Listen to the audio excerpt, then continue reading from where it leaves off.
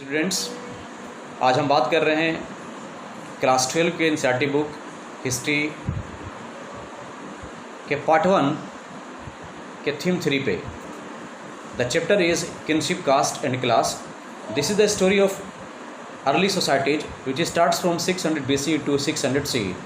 This is a very important chapter and the main theme of this chapter is the Mahabharata, the great epic. As we know that Mahabharata is a great epic, it has so many verses.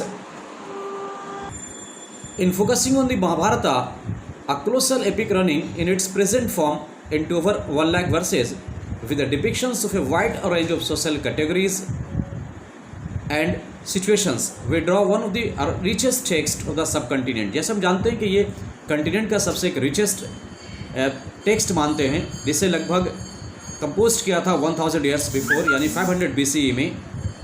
इसमें so many stories है, बहुत सारे stories है, और history के point of view से इसको important इसलिए मानते हैं कि इससे उस पीरियड के सोशल कंडीशंस, रिलीजियस कंडीशंस या पॉलिटिकल कंडीशंस या इकोनॉमिकल कंडीशंस के बारे में जानकारी मिलती है। इसमें उस वक्त के सोशल कंडीशंस, जैसे ये माना जाता है कि मेल डोमिनेंट सोसाइटी था। जैसा कि पता है कि महाभारत में एक डैश के गेम में द्रौपदी को हार दिया गया। इससे लगता है कि यहाँ पे उस वक्त विमेन को कहीं ना कहीं एक प्रॉपर्टी के रूप में दिखाया गया था, शो किया गया था। लेकिन दूसरी तरफ ये भी कहा गया द्रौपदी ने जिस तरीके से खुद को बचाने के लिए युधिष्ठिर को एक प्लान देती है, तो यहाँ पे लगता है कि विमेन को कुछ फ्रीडम्स भी थे। साथ ही साथ विमेन के रिस्पेक्ट किया जाता था उसे बचाने के लिए। जैसा कि पता है कि नारी का सम्मान बहुत बड़ी बात थी, नारियों का सम्मान करना चाहिए था। लेकिन जब नारी का सम्मान नहीं किया गया तो उस नारी के सम्मान को बचाने के लिए ही ये पूरा वॉर किया गया।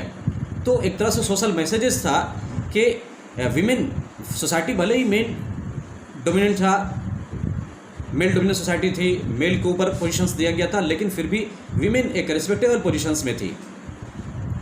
विमेन को गोत्र आफ्टर मैरिज, जैसा हम जानते हैं आफ्टर मैरिज उनको गोत्रा गिव अप करना होता था, और हस्बैंड का जो गोत्रा होता था उसे लेना होता था, यानी हस्बैंड की जो आइडेंटिटी होती थी वो मेन होती थी। यहाँ पे आइडियल ऑफ पैटर्नली भी एक हमारा पार्ट है। आइडियल ऑफ पैटर्नली का मतलब ये है कि जो थ्रोन या प्रॉपर्टीज़ होते थे वो father to eldest son transfer होता था। इस चैप्टर से बहुत सारे क्वेश्चंस पूछे जाते हैं, और ज़्यादातर क्वेश्चंस किनफोक और जो सोशल वैल्यूज है उससे रिलेटेड होता है। 8 मार्क का क्वेश्चन एक बहुत इंपॉर्टेंट होता है, और इसके आंसर्स बहुत हद तक सिमिलर्स होते हैं, लेकिन उनके जो डिफरेंसेस है उसके बीच समझना बहुत ज़रूरी है।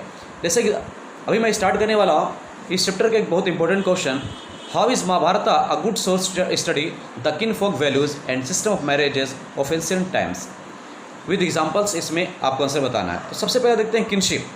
The Mahabharata is a story about kinship describing a feud over land and power between the Kauravas and Pandavas. The second is Pandavas became victorious due to their virtues. जानते हैं कि ये अपने अच्छे वर्च्यूज के लिए विक्ट्री मिलता है। Kinsmen claim the throne and in very exceptional circumstances women such as Prabhavati Gupta access power. यानी कि जो थ्रोन होता था वो मेल को ही मिलता था, लेकिन बहुत ही एक्सेप्शनल केसेस में फीमेल को मिलता है, जैसे एग्जाम्पल में प्रभावती गुप्ता को देखने को मिलता है। Paternally, under paternally sons could claim the authority of their fathers. Men acquired wealth through means led by the Manusmriti like inheritance, work, etc. स्त्रीधना, Women acquire wealth through स्त्रीधना। स्त्रीधना मतलब होता था ये एक पार्ट है प्रॉपर्टी का जो फादर से बेटी को मिलता था। टाइप्स ऑफ मैरिजेस, इसको हम डील कर सकते हैं। Various systems followed for the marriage were endogamy, exogamy, polygamy, polyandry. Endogamy that means intercaste marriage, exogamy in same gotra के बीच नहीं बल्कि अलग अलग गोत्रा के बीच मैरिजेस होता था। उसके बाद पॉलीगेमी, पॉलीगेमी का मतलब होता था बहुत सारे marriage, that means one husband more wife. And polyandry that means ये उल्टा है, वन वाइफ मोर हस्बैंड, जैसे द्रौपदी और पांडवास के केसेस में देखने को मिलता है। मेंबर्स ऑफ द सेम गोत्रा could not marry. One of the most challenging episode in the Mahabharata is Draupadi's marriage with the Pandavas in instance of polyandry. Bhima marrying Hidimba, example of exogamy. Bhima एक क्षत्रिय थे, लेकिन उसके lower कुल्स Hidimba से शादी हुआ, तो that is example of exogamy, यानी अपने गोत्रा से बाहर जाकर शादी किया, अपने वर्णा से बाहर जाकर शादी किया। Dharmashastras and Dharmasutras recognise as many as 8 forms of marriage, यानी कि धर्मशास्त्रा में लगभग 8 मैरिज कहा गया, जिसमें से 4 मैरिजेस ही एक्सेप्टेबल है। कन्यादान, कन्यादान एक गिफ्ट होता था जो डॉटर को मैरिज के टाइम उसके फादर देते थे, और ये फादर का एक तरह से रिलीजियस ड्यूटी हुआ करता था।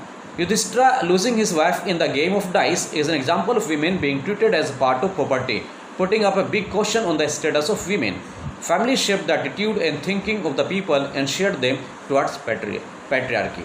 तो आज के लिए सिर्फ ये क्वेश्चन, आगे का हमारा जारी रहेगा। तो आगे का जो उस पर और इम्पोर्टेंट क्वेश्चन हम लोग बाद में चर्चा करेंगे। Thank you.